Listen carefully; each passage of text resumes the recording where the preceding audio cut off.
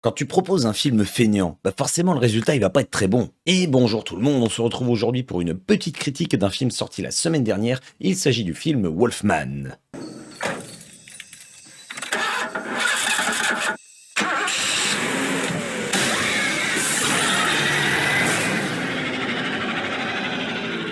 Je pense pas que je vais vraiment avoir besoin de résumer le film étant donné que l'histoire reprend le mythe du loup-garou, mais dans une nouvelle version. Concrètement, on va y suivre l'histoire de Blake et de sa famille, donc j'ai un petit peu oublié le nom des différents personnages, je vous le cache pas, et ils vont donc se retrouver au fin fond de l'Oregon, là où a vécu Blake quand il était jeune, et ben forcément, bah, il va se transformer en loup-garou, tiens. Donc c'est marrant parce que dans le titre, je vous ai mis que c'était une vidéo critique sans spoiler.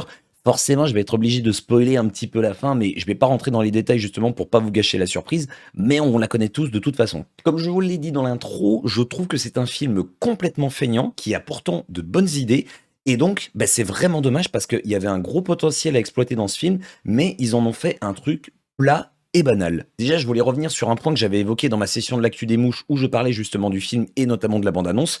La scène où on voit la voiture qui est dans les arbres, eh bien, figurez-vous que, comme je l'avais prédit, cette scène n'a absolument aucun sens. Quand je parle de la scène, je veux dire de la façon dont la voiture se retrouve dans cette position. Parce que concrètement, je vous fais un dessin rapidement, la voiture avance comme ça sur la route, il y a un obstacle à un moment donné, elle va faire une déviation pour se retrouver en train de plonger en suivant un espèce de chemin à la con, et d'un seul coup, elle va se stopper net, tu le vois parce que la caméra, elle est à l'intérieur du camion, elle se stoppe net, et là, tu te retrouves avec le fameux plan de la bande-annonce où elle est complètement de traviole. C'est littéralement impossible. Ne vous en faites pas, je vous rassure, je ne vais pas revenir sur tous les détails de ce style parce que sinon, on n'est pas rendu, la vidéo, elle va durer au moins 3 heures. Mais en gros, pour la faire courte, c'est un film d'horreur, donc c'est rempli de, de clichés. Et oui, exactement, et ça va des trucs, mais vraiment ultra basiques du style, on n'a pas de réseau dans une forêt, c'est absolument bizarre. Ah, par exemple, on se retrouve à un endroit, on se fait traquer, on ne va pas chercher à savoir, à chercher s'il y a une arme potentiellement dans le coin pour nous aider ou pas.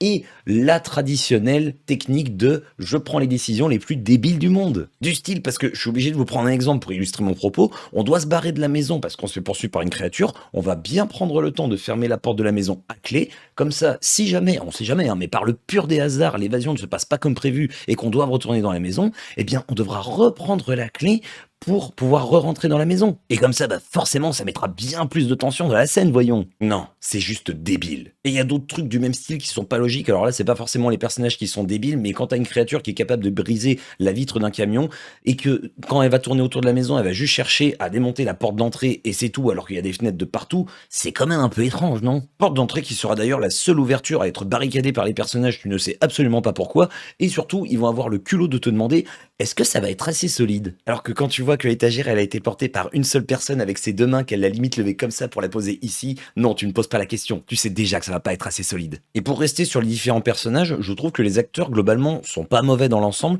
C'est juste que ils ont pas de charisme. Que ce soit le père qui est censé être le personnage principal, alors lui, c'est presque lui qui a le moins de charisme, c'est quand même assez étrange. C'est peut-être volontaire de la part de la réalisation, hein, j'en sais rien. C'est limite la mère qui a le plus de charisme, alors qu'au début, c'est un personnage qui est totalement secondaire. Et d'ailleurs, les personnages sont pas vraiment travaillés, et donc il y a des choses qui fonctionnent pas. Typiquement, vers le début du film, t'as la mère qui discute avec le mari en disant oui, ta fille elle discute plus avec toi qu'avec moi. On te balance cette réplique, mais comme ça, au bout de 5 minutes, enfin ça fait même pas 5 minutes que tu connais la mère, alors qu'elle a eu une seule discussion avec sa fille.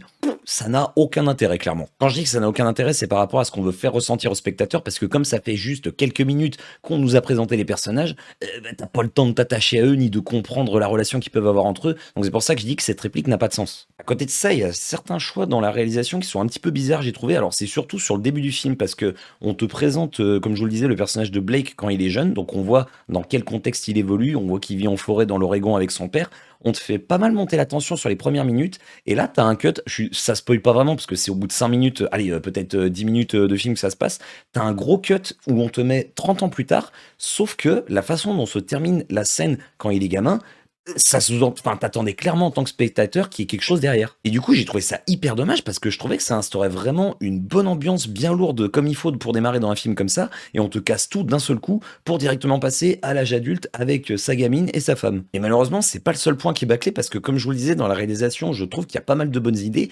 notamment quand il commence à se transformer en loup-garou, on va nous montrer plusieurs points, notamment des petits effets sonores qui vont être assez intéressants. Il se passe une séquence à un moment, je vous spoil pas, mais tu te dis, ouais, il va se passer quoi? Et quand tu as la révélation du truc, tu fais: «Ah ouais, c'est vachement malin». Là, tu sens qu'il commence à se passer quelque chose, enfin que lui, il y a vraiment une transformation à l'intérieur qui se fait.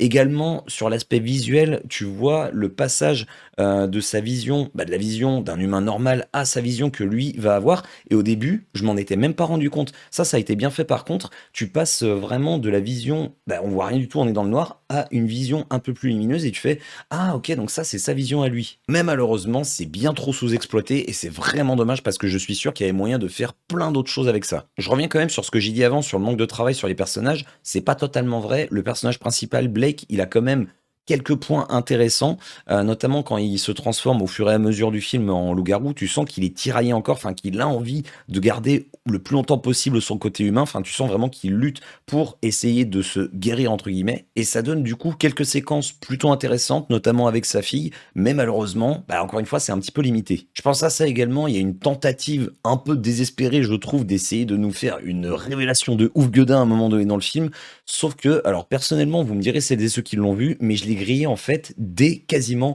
le début du film. Pas le début, mais il se passe un événement à un moment donné dans les 10-15 premières minutes.